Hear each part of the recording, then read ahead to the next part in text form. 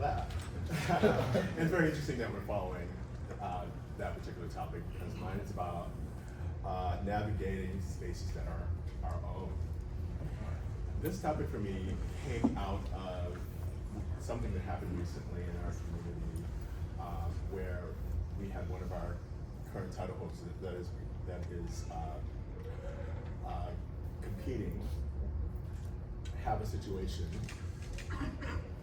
in Southern California where they were invited into a space and through a series of microaggressions felt uncomfortable in that space. Now I can ask all of you in this room, specifically our people of color, how many of you navigated this space or have been in the space where you did not feel like you were welcome in that space? I'm sure a lot of you will raise your hands, correct? Correct? And had you had the opportunity to meet anyone that allowed you to feel comfortable in that space? Hands? Right, and that has happened for me. Although, as we've navigated this, I'm 58 years old, and I've been in the gay community at large for a great amount of that time. And coming from the great city of Washington, D.C., where it was once known as Chocolate City, I could go into a space that was my own. I felt safety in that space. I felt welcoming in that space. And there were quite a few of those spaces. They don't exist anymore. So now we're going into spaces around DuPont Circle. Have you been to DuPont Circle? How non-black is DuPont Circle? Right? Gone into many an opportunity, had many an opportunity to delve into those spaces, and I've walked into the room and it felt like there was a fucking chill in the room.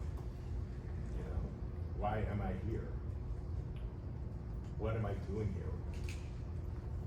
How should I feel about being here? So, thinking about the information that's been shared already in terms of about feeling safe, what are we doing with each other to ensure that we are instilling safety? What about our allies?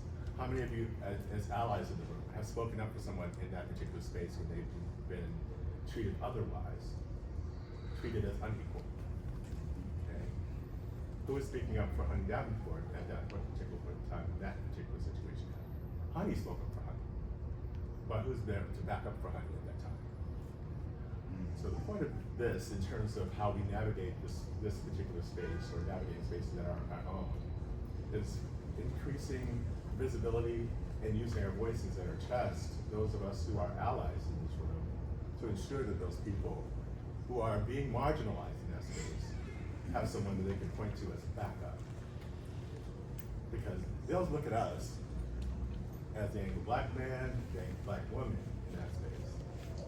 And then we are then further reduced.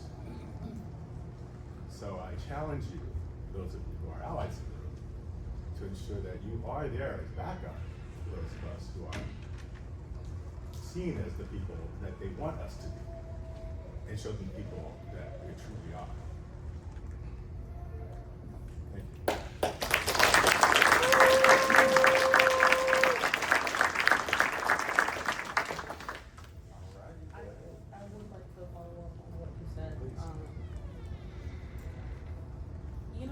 I think it's really interesting because on one hand, selectivity about the things that people choose to opine on or not, especially non-BIPOC folks, when microaggressions occur to a BIPOC,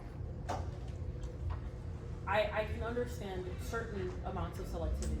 But when things are happening like right at the same time and we're seeing that you're commenting on one thing but not the other, you're loud as fuck about one thing that a lot of other white people are really loud about but not the other one, you're not the first white person to kind of step out and say, but you're loud as fuck about this other thing, where there's enough white people that you feel safe as a white person to speak up then.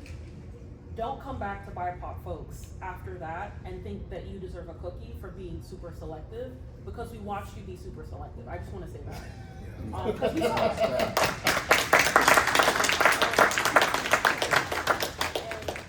And I think something else that you said that really stuck with me about navigating spaces that are not our own. Just being in spaces where there's that chill, right? And feeling that chill. Please don't, okay, so if you've read Letter from a Birmingham Jail by Reverend Dr. Martin Luther King, you will understand where he mentioned the white moderate being much more dangerous than the white racist. Yes. And I want to say, right, the reason why the white moderate is so much more dangerous is because they're the ones who are in spaces more intimate with us, who are then tone policing us and telling us we have to change our message because, oh, we're angry. Oh, that message isn't going to get across to the white race. You have to change your tone. You have to change the words you're using. You sound too upset right now. The drama of it. Now we're going to have to reduce this to drama because you use too much profanity about the reduction of yourself and your dehumanization. You were too angry about it. Because you were too angry, now they're not going to listen to you, and I'm not going to help you, and I'm not going to feel bad for you. This is coming from white moderates, right? Don't fucking talk. If you're an ally or an accomplice, or you use any of those words, which if you have to use the word to refer to yourself and other people, other like BIPOC folks aren't the one calling you that, and you only are ever the one, and other white people are calling you an ally, you're supposed to figure that, but you don't get that from BIPOC. Well, anyway. But I would really say, please don't tone police us. Like, when we're angry, give us a space to be angry. And I'd really, really like for folks to check their biases around tone policing. And I'd really encourage, if you haven't read it, or you haven't read it in a while, please go back and read Letter from a Birmingham Jail by Reverend Dr. Martin Luther King, because you will find much about the white moderate versus the white racist and how important it is to find where you are and just sit with it. Just sit with it. Do that shadow work. That's it.